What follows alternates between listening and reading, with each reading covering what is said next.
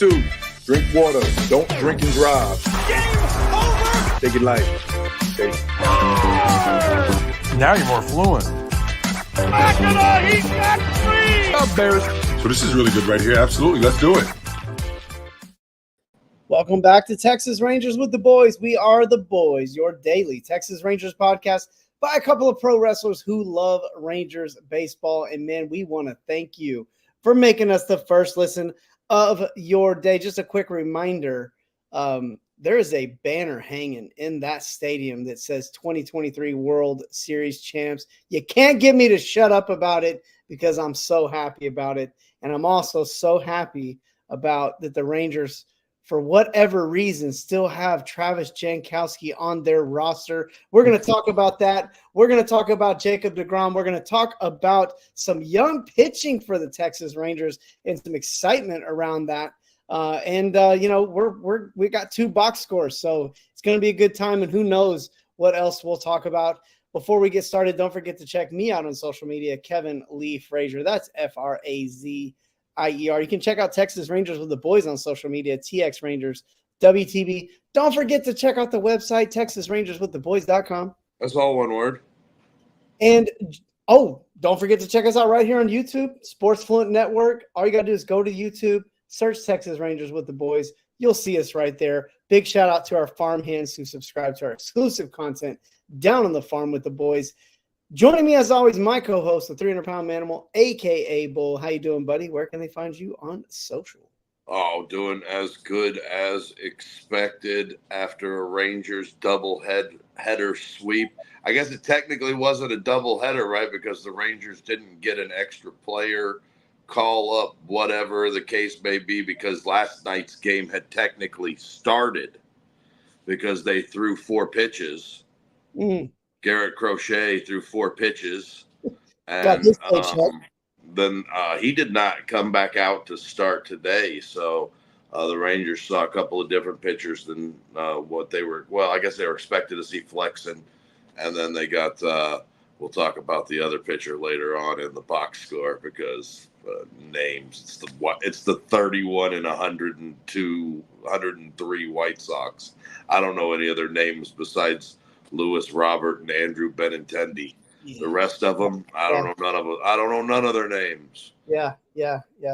I'm doing good. We're getting ready for this weekend. We got a trip out east. We're going east towards the land of lakes. I don't know. Northeast. We're heading straight up northeast. Yeah, we're going. Detroit will be in the Eastern time zone. I don't know, Kev. You may have to go alone tomorrow. You may have to go it alone tomorrow because I'll be driving tomorrow. I can do it. But hopefully, I'll take the podcast equipment, and then if we get to a stopping point at a time, I know it's a 1:10 game tomorrow. You gonna take the chair? The chair will stay here. The chair stays. But if we find a nice stopping point at a good time when you're about ready to do the podcast, you never know. It just also depends on if we can still get to the airport the next day in time to get you. So double-edged sword. But yeah, getting ready, getting all packed up and ready to hit the road tomorrow for a nice trip up to Michigan, Ann Arbor, Detroit to be exact. We're going to check out. We're going to check out some high school football on Friday night. Saturday, Kevin and I were going to go to the Michigan Fresno State game. This will be exciting for me, not so much because I'm a Michigan fan or a Fresno State fan, but I'm going to get to watch my buddy live out one of his bucket list dream. I'm going to get to be there and hang out with him and watch it, and we'll get with Overchesky and see if we can find some place to tailgate and do the whole thing. We'll try and get the whole kit and caboodle. If my mom were talking, he sent me a pizza place we have to go eat at. He sent me he sent me some stuff. So we got some suggestions, and national champion University of Michigan, first national championship in my lifetime. And they tied in 97 with Nebraska, but First game back after the national championship. So much drama around this game too, because they invited Harbaugh, and then Harbaugh's, got heat with the NCAA. So Harbaugh had to decline it. And then his dad's going to come.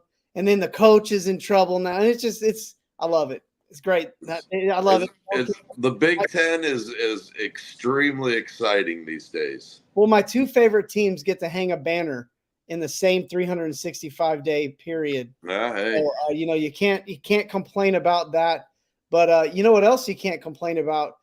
Your social media prowess or Matt War Pro Wrestling. Well, I was just going to tell the people that if they wanted to see how the weekend was going up there in Ann Arbor, Michigan, that they should check me out on the social medias, Manimal Bull on Twitter, Manimal300 on Instagram, and both Facebook and TikTok @BullPro. So whatever your favorite platform of social media is, I guarantee you that on Facebook there will be talk about the trip.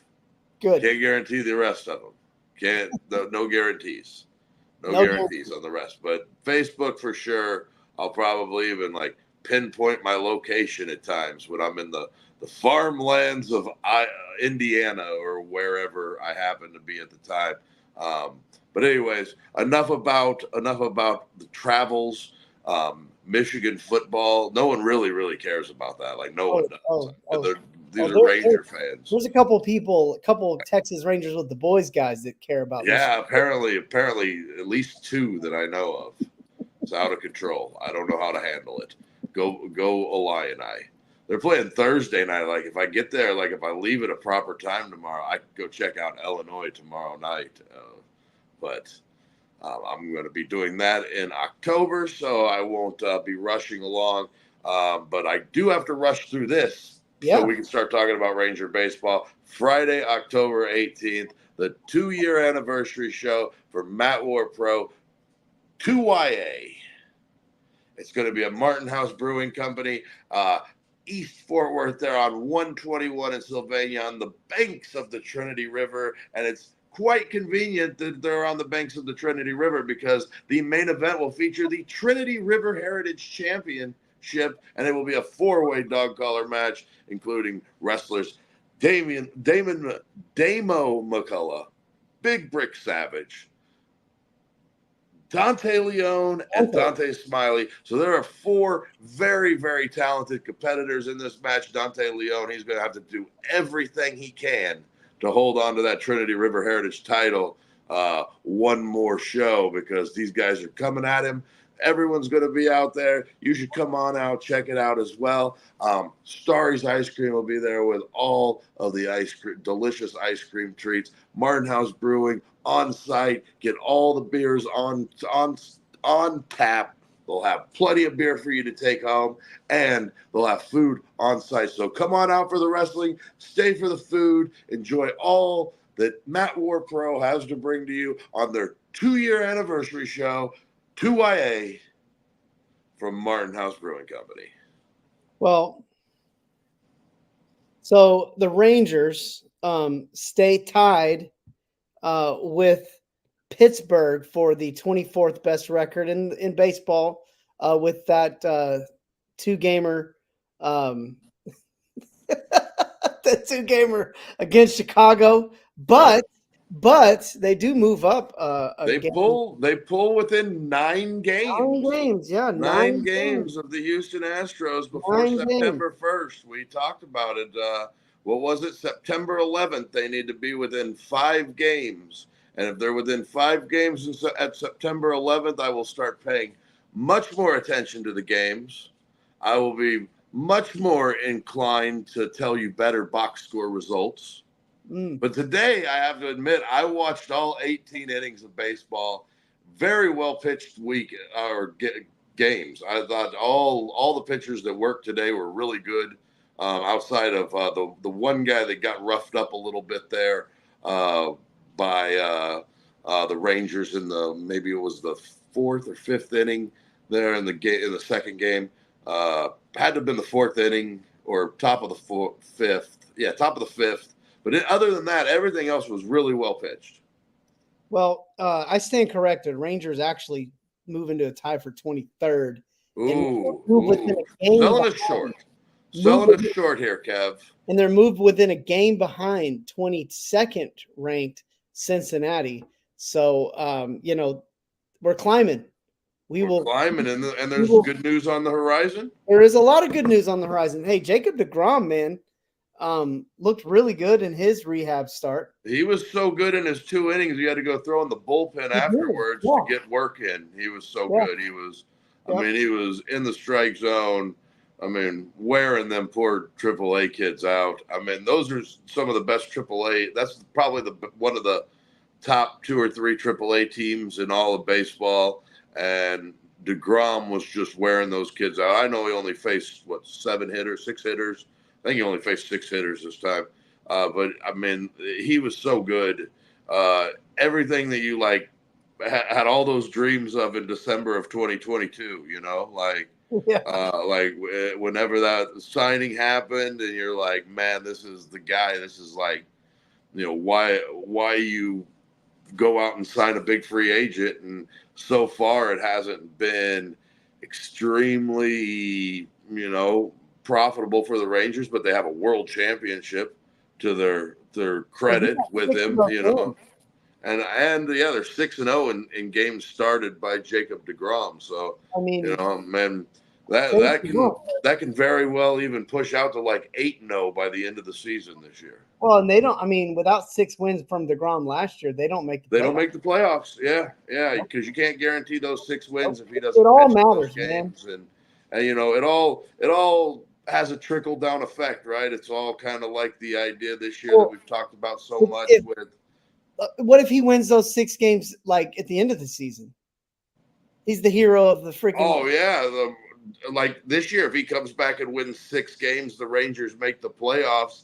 He runs them through the gamut in the playoffs, and they've got him and Eovaldi, and they win another champion. Then he's the hero, right? Timing is everything with this. It's all forgotten, right? And I'm not saying that's going to happen. I'm not saying, but tonight could have very well been, or last night could have very well been the catch that changes the Rangers season. Who knows? Well, I'm not guaranteeing it.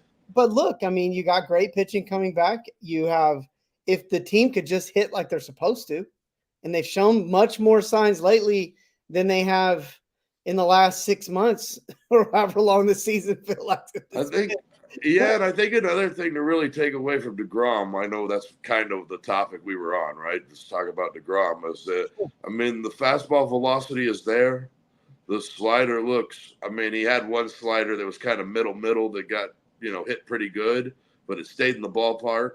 And it was really because the kid was gearing up to hit a fastball.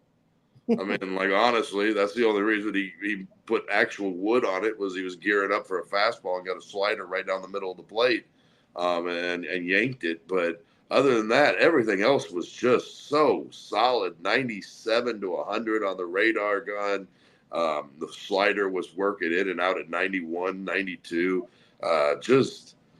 Man, that dude is so good. And I know it's going to be kind of his twilight or whatever, but I think Jake deGrom's twilight, if he could stay healthy, could be as good as anyone's twilight. This is a guy that, if he could stay healthy and can throw it the way he's throwing it right now, he could be around for a long time. He could still be around for this contract and beyond. Well, let's just look at, I would say the best, most recent guy that you could bring up that might be a good comparison would be Justin Verlander. And he had the one Tommy John in 2021. But Verlander, deGrom's 35, right? 35. So deGrom, 36, I think, yeah. I think this would be 36. So you had been his 36, from 36 to the injury. Yeah. You can take the injury off. You can almost give that same kind of injury year to deGrom here.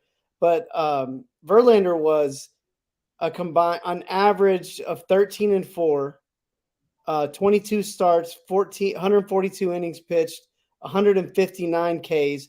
Now, if he stayed healthy for the whole season, he's 162 of 20-7 over 34 starts. 200, and if he gets 200 innings, we're talking about Verlander here. That's 240 Ks with a whip of .9. So I'm just saying, like, it's been done in recent history that a guy in his mid-30s came out and absolutely dominated for a good 3-4 year span. I'll take it.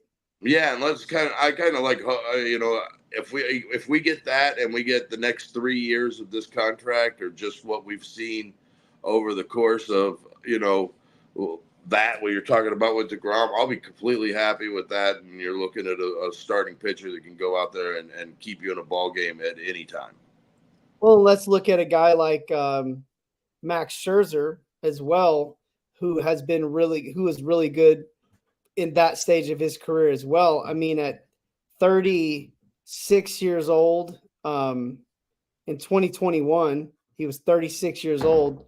He had a 246 earned run average, 179 innings, 236 Ks. So, I mean, there's still potential for DeGrom to have 2 to 3. Absolutely. And the stuff is in the contract. And the stuff is there. Oh, dude. Yeah. I mean, it's just staying healthy. I mean, that's it. Like, literally, if he could just stay healthy, that's it. Yeah. Well, let's talk about another pitcher just getting their career started. That's finally healthy. Buzz. That's got the same kind of buzz right now. And he's finally healthy for the first time since he was probably 19 years old. Yeah, you got two guys 20 years apart from each other. 10 years? 15, yeah, 12. Doing similar kind of things. Man, Kumar Rocker, I don't know what else there's left for him to do at AAA right now. Yeah, well, I don't know what. Yeah, I mean, gosh, like that was dominant. Like, and again, we just talked about it with DeGrom. This is a good minor league team. It's not like he came out there and like literally the minor league team that he faced tonight with the Dodgers is. You take a player or two out of the White Sox lineup, and it's better than that, I mean, you split Benintendi and Robert on both those teams, and they're about the same thing. So, I mean, Rocker, what he did tonight, I mean, 67 pitches, 5 innings, 10 Ks, no walks, 1 hit. I mean, hit him if you can. Like, I mean, I'm seeing people that have been – years and years and years and years and years of watching the Rangers minor league prospects and watching minor league for the Rangers and keeping guys like me updated about these dudes and how well they've been playing. And they're talking about the best Rangers pitching prospect ever. I mean, well, dude, like I mean, I'm gonna toot my own horn. Like I've been ecstatic about this guy from day one. To me, it's more about, I mean, the stuff is there. I get it. And really has absolutely nothing to do with baseball why I was excited about him. It's the mystique, he just brings something up. There's just something about this dude that gives you this kind of he is larger than life. He's a legitimate, I don't know, man, just something about him just gives me this because again, it's when you think about it, Jose Canseco and Alfonso Soriano both are 40-40 guys. But which 40-40 season do you remember? Yeah, because it's he just had this thing, this machismo, this something, and Rocker has it. Whatever the it is, he's got it, and he's got the stuff. Now the stuff in the it, I mean, you put it together, man. I can't wait to see this guy pitch in the pros. I want to see it work out just because I love stuff like this working out. Paul Skeens isn't on our team, but I love it. I love seeing this stuff happen. I love and to think that the Rangers have a pitching prospect like that.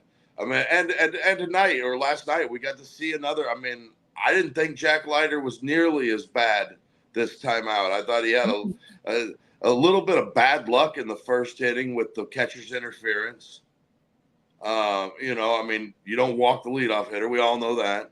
Yeah. But, he got in trouble with Benintendi, had to throw a fastball there, and that was just a professional hitter hitting a fastball. I mean, that's just what professional hitters do to good fastballs.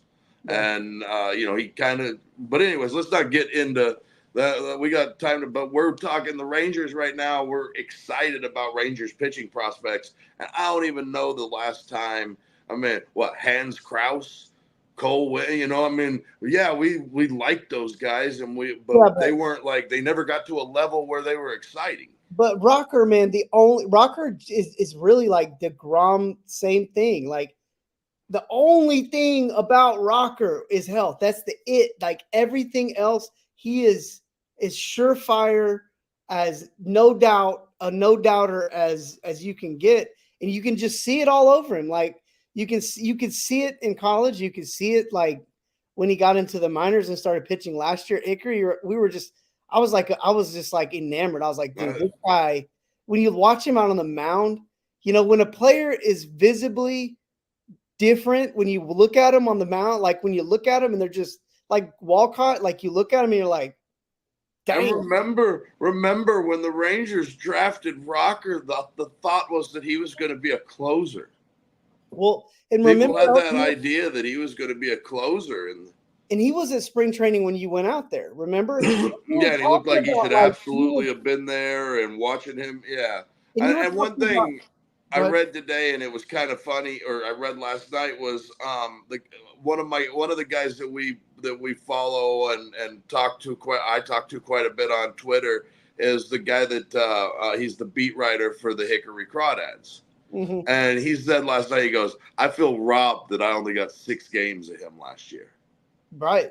Yeah. And that's like what kind of talent he is right now. Mm. If you want to just sum up his talent, like people that aren't people in Frisco are already feeling robbed that he's gone there. I mean, it's just what he's done so far this season has been off the charts. It's everything you were hoping for. And then on top of that, to see Leiter take a step as well. So just, man, hopefully some things are going right. And next year when we see Brock Porter back, he's just killing it. And, that they take some time in the lab with these kids and get them right. And, the pitching prospects are bright. I mean, they're like, you're really feeling good about a lot of these kids that we talked about on the top 40, which is on our exclusive content, which is called Down. You like what I did there?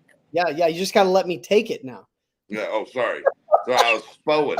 I was flowing. I was spowing. But you were spowing while I was flowing. Yeah, you flow, I spow. Okay, noted. Well, hey, Down on the Farm with the Boys is where we cover all things Rangers, minor league. We just dropped our top 40 prospect list. Hour and a half of baseball content where we are digging deep into the top 10 prospects in the Rangers farm system. But we also talk about 11 players that didn't make the top 40 that we like. And honestly, there's major leaguers on that list. So the Rangers have a really good farm system. I don't care what the ratings say. We follow these guys every day. We know what we're looking at. And one of the big things with the Rangers farm system is they're young and they're unproven. And that's really the but there's no shortage of talent there. And we talk about all of it. And honestly, say what you want, that Rangers may be ranked number 29, but now that Paul Skeens is in big league baseball, the Rangers have the number 1 pitching prospect in all of Major League. Dadgum you that. So say whatever you want, but Rangers farm system is a lot of fun to talk about and a lot of good things going on there. So go over to our website, TexasRangersWithTheBoys.com. All one word. Or you can check out our exclusive content. I mean, check out our exclusive content on Spotify. $1.99 a month. Help make us your one-stop shop for all things Rangers organization-wide. Go check it out. I promise you won't regret it. You know what happened there was I got on like my autopilot, and like for whatever reason I hit the wrong autopilot button and started going into one of my spiels that wasn't exactly one of my spiels. So there, take that. Forgiven. Well, forgiven. Look, man, we're so excited. We kind of like blew through the first part of the show, but it's fun to be excited. Blew through it. I mean, we did 25 minutes. Well, it didn't feel like it. Yeah. But we got box scores. We're definitely halfway through for sure. Well, the intro was like 7 minutes, so let's just be fair. Yeah, fair enough. But we got 2 box scores. Let's talk about these box scores. Rangers get a sweep on a funky weather couple. I didn't know if they're going to get this one in. Well, it looked like there at the end it was starting to get pretty threatening. Mm-hmm. Rangers first. I mean, Heaney was good again today. Nothing more you could ask for from him. Leclerc gave up a couple of base runners, and then he did that thing that you talk about where he like looks embarrassed for a minute and then starts throwing fastballs by everybody. So that was okay. Festus was throwing a bunch of breaking pitches. That guy throws. I mean, he spins everything that goes up there, and then Robertson got him a couple of strikeouts today to go officially buy Mariano Rivera. Yeah, no, nice outing from Robertson today. That was his best one in a while. I know we had been.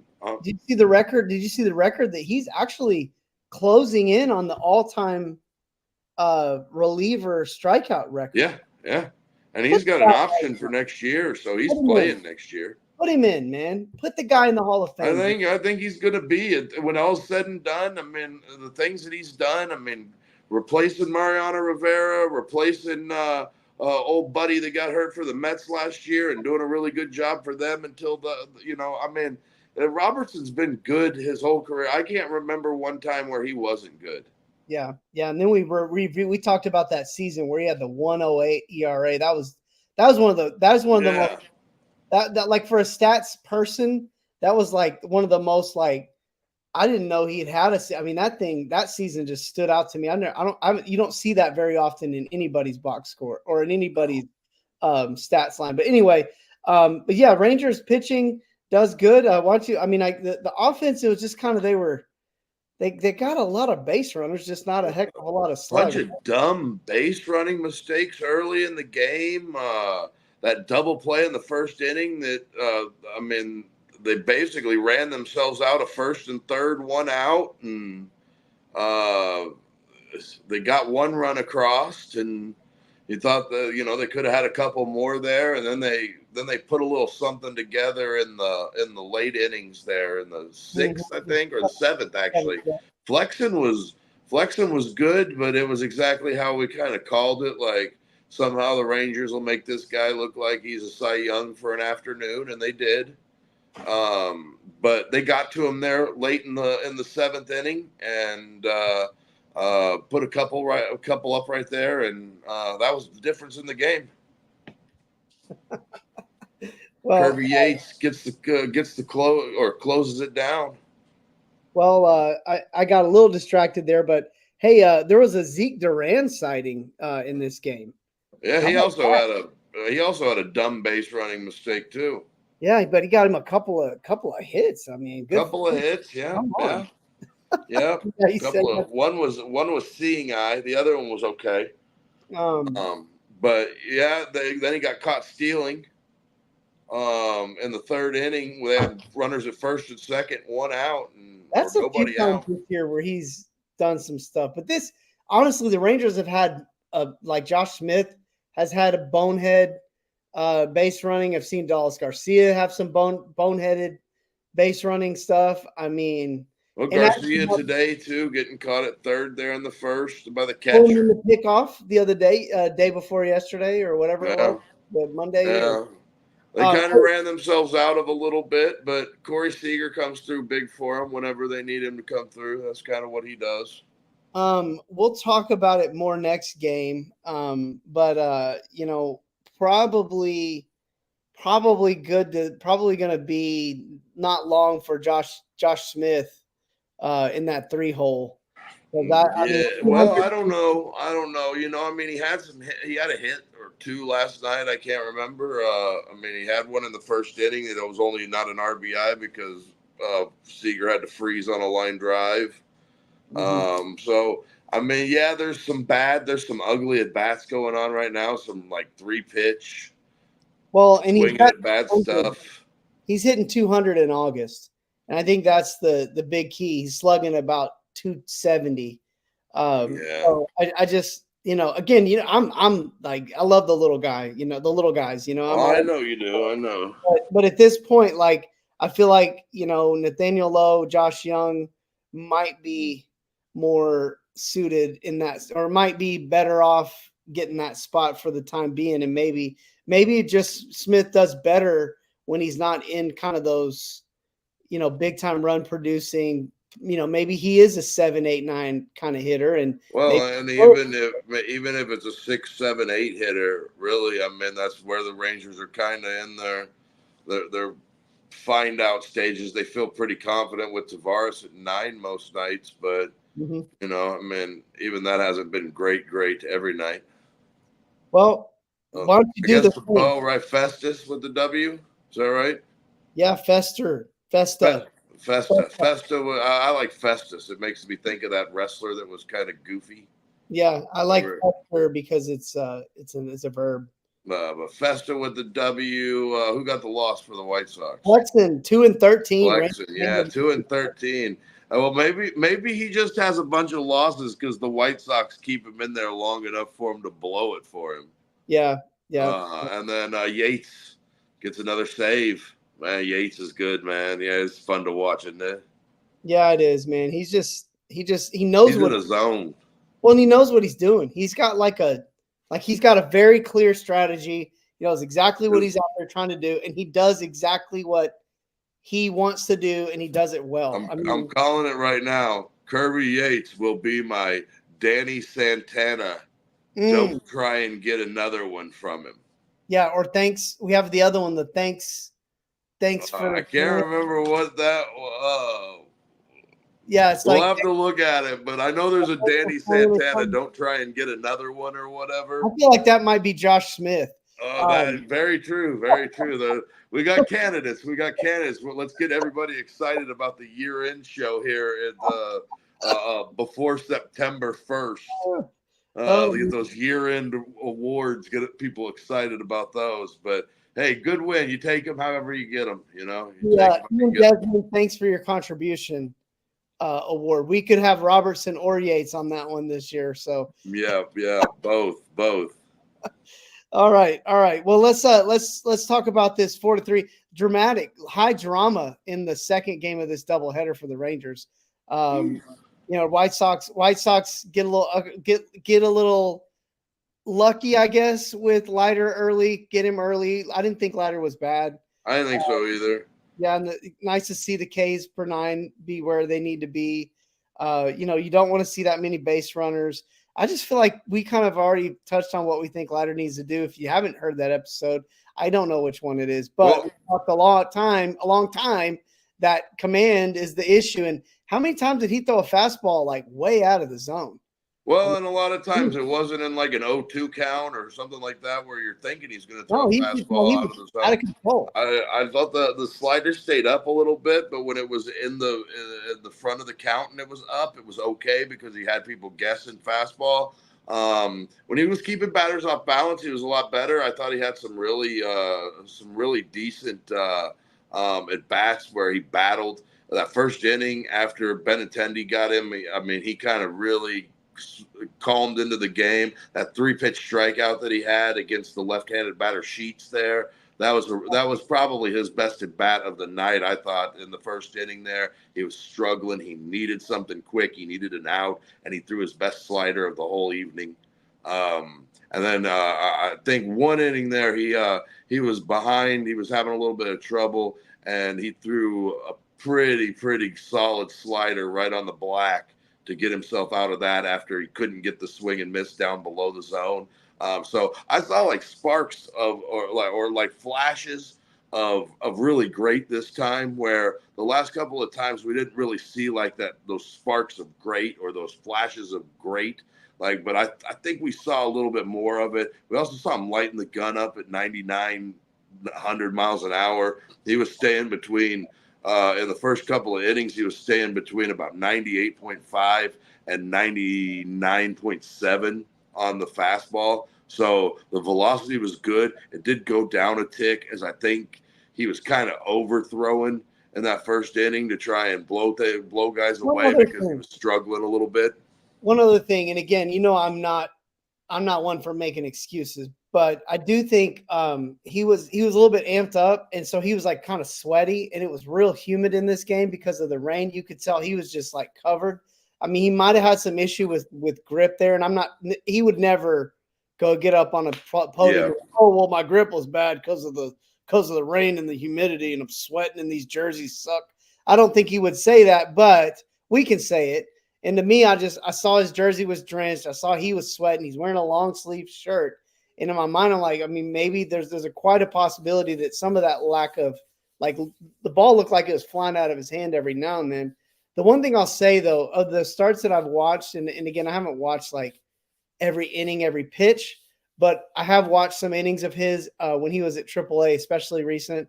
You know, when he's on, he has a certain look, like the ball is in a certain spot and it's there, like almost predictable. Maybe not. Obviously, if it was predictable, he'd be getting lit up. But I'm saying you can tell he's like doing exactly what he wants to do. When he's not, it seems like the ball's kind of moving around a lot on him. So it's like, I feel like there's going to come a time where he's going to like be able to do the thing that he does. And he'll sets the hitters up with the fastball. He's not right down the middle with anything. He throws that slider, and when he's on that slider, when he's ahead in the count, really has guys, waving at it. And I think that's what we're looking for. The curveball moves a lot too. I'll say one other quick thing before I jump off ladder here. I do feel like he's used to, and probably Rocker will deal with this too. He's used to guys in minor leagues not making contact on some of his really good pitches. And in the big leagues, they get hits on those pitches. Yeah. They make contact. They do things with those pitches. Well, you saw Andrew Vaughn, 100 mile an hour, just flick it off into the stands, just get some wood on it, get you another pitch. Yep. I know he eventually got him, but that's what big leaguers do. You threw your best pitch, it's right on the black. I need to swing at this because it could be a strike, and let me get rid of it and get another one. Yeah, because I can't remember what batter it was, but he made a really good pitch to one of those to him. It was one of the lower in the bottom of the inning guys. It wasn't either top of the order guy, but wasn't middle of the order. It wasn't like Ben Tindy or Vaughn or Sheets or anybody. But he threw a really good pitch, and the guy, he got contact on it, got it up the middle, and I was like, bro, you made a good pitch there. There's nothing wrong with it. And I was like, dude, that's big league baseball right there. Yeah, and I want to say really good job by Urena to come in and eat all those innings tonight to get them to a spot where they were, you know what I'm saying? He gets them through 8. He only gives up one of those inherited runners that he gets from Jack Leiter, and it looked like he was going to get through it. How about that pop fly that just landed inside fair territory that Carson Kelly fell over his helmet and didn't make the catch, but it was an infield fly rule? How about that for a little luck? The Rangers don't normally get luck, but you go to Chicago and all of a sudden the luck just turns to the Rangers. You need somebody with that worse luck than you this year, and they found him.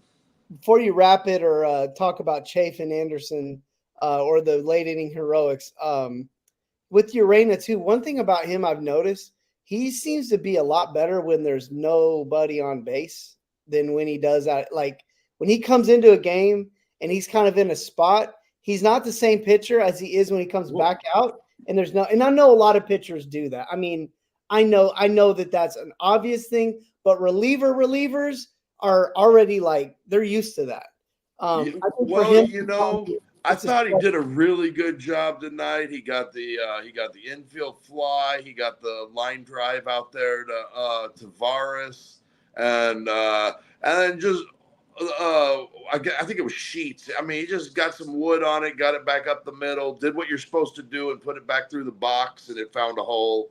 But I thought he did a pretty good job. I didn't think that he was overwhelmed or anything like that by the situation, like some of the pitchers that we've seen recently from Rangers put him in there in a situation and it starts running down the side of their leg, but he did a good job. And then on top of that, he gave him 3 scoreless after that. So just a heck of a job from Urena. I know that we'd love to have had a clean inning, but it's hard to get every inherited runner that you know. But did we see a 3-run home run in this game by the Rangers? No, and it was a no doubter too, right? That was probably outside of the one that he hit in Fenway a couple of weeks ago. That was probably the best, the best no doubt home run. He hit that. You knew it. Everybody knew it. Head down, run around the bases. But they did a good job to get themselves in that spot too. They put themselves in a good position. You got a couple of runners on base in front of him. Let them see what happens there. And it felt like the Rangers were going to go into a little bit of BP off of that pitcher afterwards because Kelly hit. And then Tavares hit a ball pretty well up the middle. It just happened to be right at somebody. And then Semien finished up that inning or whatever. But, the next inning was a little bit more difficult for me when they had the leadoff double from Seager and he stayed on second base with 3, 4, 5. That one hurt a little bit more. They couldn't even move him up. Josh Smith I think this is when you were talking about him moving down in the lineup just because he had probably the flat out worst at bat. And that's saying a lot from this Rangers team this year with runners in scoring position. I mean, it wasn't even close. He swung at 3 pitches that weren't strikes. And I mean, I don't hate Josh Smith. The third pitch he swung at was it was on his toes. It was one of those 0-2 throwaway pitches, and he still swung at it. Yeah, so he's struggling a little bit, but I mean, we knew it was going to come some. I mean, it's hard to put 162 together and just be perfect the whole time. Right. Well, let's get to the late inning heroics. Rangers get up 3-2 on the Wyatt Langford homer. Chafin super shaky. Yeah, well, and then you have the Leiter gets into a little bit of trouble. Urena comes in, the one rights the ship. They score a run late on the Seager. How about that? Seager. Let's talk about that. Slammed his bat down and. Yeah, let's talk about that ninth inning because that was pretty cool. Yeah, because the ninth inning, the Rangers had a couple out there. They had Seager up at the plate with Tavares in scoring position. Good job from Tavares. 2 out base hit right there. Yeah, 2 out base hit to keep the inning going. That doesn't happen. That doesn't happen. You don't score that run. And absolutely. And he stole second base easily. Semien takes a good walk right there. And Seager, they were playing him no doubles. Roberts playing back deep, and he gets one that just falls in. Yeah. And, for a guy that hits so many rockets right at people, the guy deserves one to fall in like that every once in a while. Yeah, man. And you know what else he deserves one for? Is for all those hits he lost from the shift where he hit freaking lasers to the, right at a second baseman somewhere or a third baseman. Somehow it's a 6-1 put out or a 6-3 put out. But the ninth inning got better from there. Yeah, that was Chafin. Go ahead. Chafin a little shaky. Gets a couple of runners out there. Gives up what looked like every bit of a 3-run home run to Andrew Vaughn. Yeah. I mean, I don't know what else you call that, but Travis Jankowski, that's probably one of the top 5 best catches I've ever seen a Ranger make. Yeah, man, that was right up there with the Eli White robbery that one time where he went 11 and a half feet up in the air to go get one. There's the technical element of it.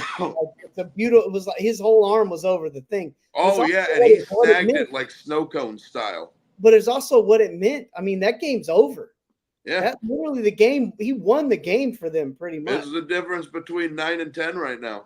Yeah, man. I mean, really and truly, that was an amazing play, and Chafin couldn't get a lefty out. And then he walks a lefty, and we're going, oh God, because Boch is going to old batting practice himself. Yeah. And but hey, Anderson he only had to throw one pitch, right? I mean, he threw one spinner, got old buddy to swing at it. Tavares tracks it down, and the Rangers win, and everybody's ready to give Jankowski the biggest hug they ever gave a guy since a leadoff or a game-tying home run in game number 1. So, he may not have had much of a season, but he's had some of the biggest highlights of the Rangers season this year so far now. Well, the funny part is that Anderson only threw one strike to Sosa. It was the first pitch was on the corner, and actually that's what makes it. That's when Anderson's great. when he gets a strike on the corner, when he's on the corner, and then once he's got one, see what I'm saying, Barron? Yeah, Barron knew. Yeah, once he's got one, these guys don't know what to do with him. Like they start getting up there and swinging the ball everywhere, and he gets a fly ball on a pitch that was. I mean, it was a slider that was 6 inches off the plate for sure, probably closer to a foot, and little pop fly, and the Rangers are able to get out of Chicago with 2 W's last night.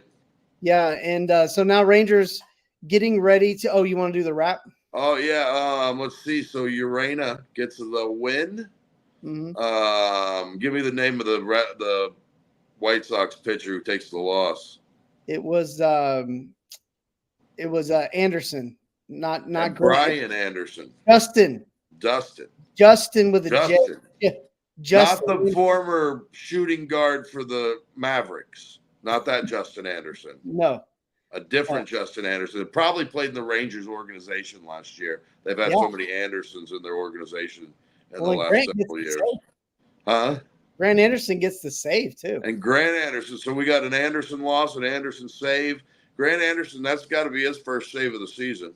It was. Yeah, because there's no doubt that he hasn't been in another situation like that all season. So no, I honestly got to tip my hat to Boats there because that's the mad scientist knowing what strings to pull. That's called being completely out of pitchers. And just it's like he could have stayed with Chafin. Obviously, Chafin is the better pitcher.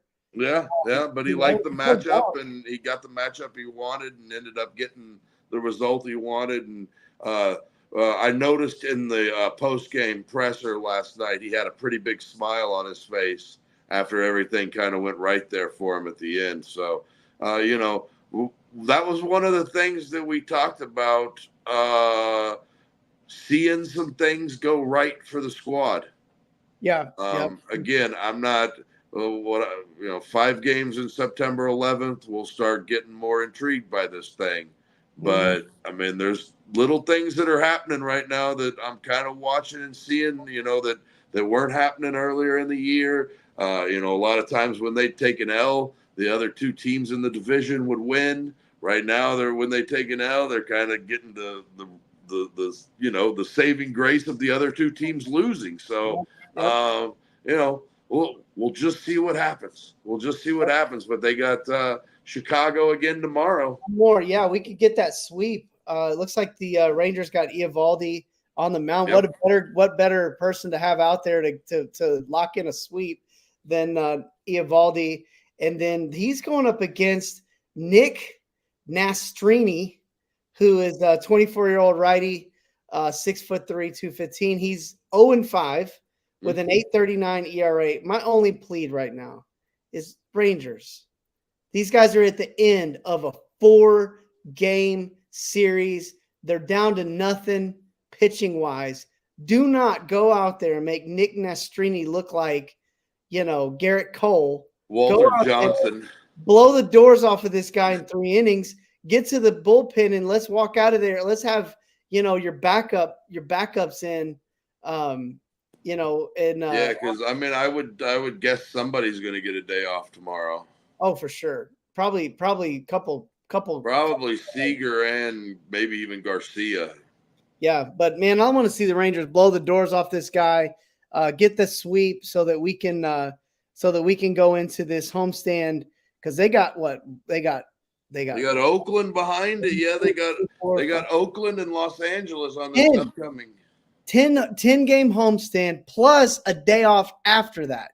And then 7 of those 10 games are against Oakland and Los Angeles, both teams that are behind them in the pennant, and you get 3 days off in September, which a team that has been absolutely obliterated with their schedule this year. I mean, had probably one of the worst schedules I've seen like in a long time, where they had 13, 14 games in a row. That happened a lot. And the All-Star break really didn't help them at all. And so for them to get like a really normal looking schedule after this, what do we got? We got 1, 2, 3, 4, 5, 6, 10, 11, 12, 13 in a row again from this Chicago series to that last game against LA. They're going to have 13 games in a row, but they'll get a day off. And then they don't have another stretch like that for the rest of the year. It's all and games in a break. And here it is. They're playing teams that they need to beat, and they need to at least find a way to get one with New York and take, 6 or 7 of those games with Oakland and Los Angeles and start seeing if they can't drag themselves back in this thing. Yeah, and it's going to be exciting down the stretch no matter what, because it looks like with DeGrom coming back and the September call-ups, this team's going to be at least some fun to watch baseball, and we love baseball, so it doesn't matter. So and we're going to be watching most likely anyways. Yeah, let's get out of here. Thanks everybody for tuning in, and we will be back tomorrow to wrap. I will be back if anything. For sure, yeah. To wrap this thing, to wrap this Chicago series for you guys, and then we'll ride off into the weekend with a preview of Oakland. They've got Mason Miller. There you go. Oakland. Yeah. And that one kid, he hits pretty good. What's that guy's name? Rooker, Brent Rooker, and Rooker Miller, and there you go. We just did your Oakland preview, but that means kid always gives them trouble. Yeah, and what's the catcher that kills him? Shea Langoliers. He'll play 3 games this weekend for sure. Good God. Anyway, well, hey, guys, thanks for tuning in. Don't forget to check us out on social media, TX Rangers WTV. Don't forget to check out the website, TexasRangersWithTheBoys.com. All one word. Where you can subscribe to our exclusive content, Down on the Farm with the Boys, where we cover all things Rangers, minor league. Big shout out to our farm hands. Also, don't forget to check us out right here on YouTube. On the Sports Fluent network, just go into your search bar, type in Texas Rangers with the Boys. We will pop up. So for the 300-pound animal, this is your boy Kev. We are Texas Rangers with the Boys. We're signing out.